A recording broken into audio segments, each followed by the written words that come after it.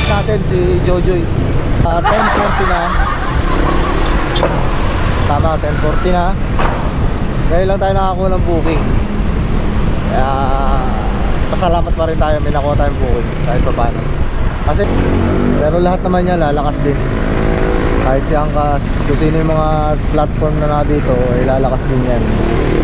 Hintay-hintay lang tayo guys. Mga kapwa ko rider dyan, taste lang. Ganun talaga ang buhay. Joy the best. Kung kayo subdivision, mga tayo sa may terminal. Sabi sa akin ni CS ay may mga dala daw siyang maleta. Mga ha, mukhang madami no. Kinabina ng mga eh. Pero nag-chat sa akin si CS, nakapaka daw, pwede ko daw muna kahit ang motor ko. Tinanong niya kung anong motor ko. Sabi ko, ganun nga ang motor ko. Medyo malaki yung motor ko, kaya kaya naman yung mga bagahe. May mga tali naman daw siya. Hindi, yun nga, titignan natin ngayon. Jojoy ka talaga. Minsan ka na nga lang magbigay ng booking si Jojoy. Ganito ba? Pero okay lang. Pera yun eh. Nandito tayo para kumita ng pera. Maghanap buhay. Kaya subukan natin na puntahan si ma'am at alamin natin kung ano yung kaya pa natin yung maleta na yun. Pero kung single lang siguro maleta, kaya naman siguro. Tatali na nasa likod ko. Ano ba naman backbox eh. Yung helmet na nasa likod ko, gagamitin naman niya yun. Sana.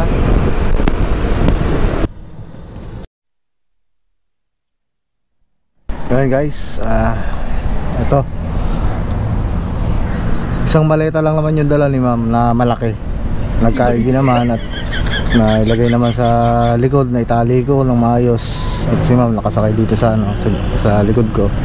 Okay naman. Buti isa na lang, pinag-isa na lang daw niya. Kanina daw, dalawa yun. Ngayon, pinagsama na lang daw niya, pinagkasya na lang daw niya. Buti na lang kayo. Pero hindi po nagpa-video si ma'am eh. Hindi po siya pumayag eh. Siguro may ano, syempre okay na sa atin yung ano, yung privacy ng mga tao na nakakausap natin, di ba? Okay lang naman yun, wala namang problema. Pero ano ko, nagpapasalamat ako at ano, naging maayos yung ano namin at travel namin hanggang dito sa stasyon to. Nandito kami sa stasyon ng San Pablo. Okay naman, naging maayos naman talaga. Okay, nagbigay na rin si ma'am ng tip na okay na. Okay, nagbigay si ma'am ng tip. Hindi daw siya ng ano na Davao. Hindi daw siya ng Davao. At yung anak daw niya, matagal na daw niyang hindi nakikita na nasa Davao daw. Nag-aaral daw yun. Kaya yun, yun lang naman na napag-usapan namin. Sobra namang bigat ng maleta niya. Nagewang yung motor ko guys kanina habang nabiyahe. Pero kinaya naman, manageable naman yung takbo namin. Medyo masakit lang sa likod. Si ma'am medyo malikot ding angkas. Parang hindi siya sanay sumakay. Kaya medyo na hirapan lang ng konti sa travel. Pero wala naman naging problema. Buti na lang, maluwag ang kalsada ngayon. Walang pasok eh. Walang pasok ang mga estudyante. Kaya yung bawat kalsada ngayon maluwag. Mga truck lang nakikita mo halos. Ngayon wala namang mga nakikipagsiksikan jeep o tricycle. Nabawasan siguro yung bumiyahe kasi nga walang pasok. Yun guys, ingat tayo. Keep safe. At salamat Joy.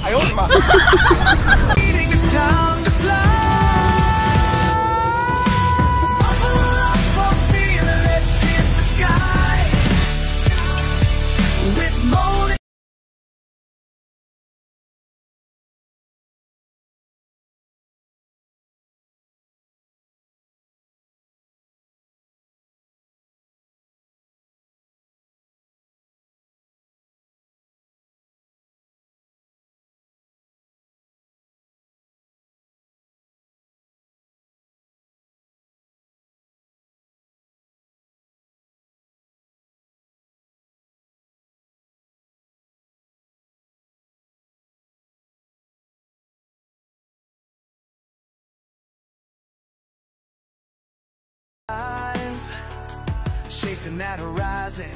In the vibe we thrive. Join me on this ride, let's conquer the road. With every single mile, watch this story unfold. Life's a ride you take, don't hold back, just go. Motovlogging my way, let the good times roll.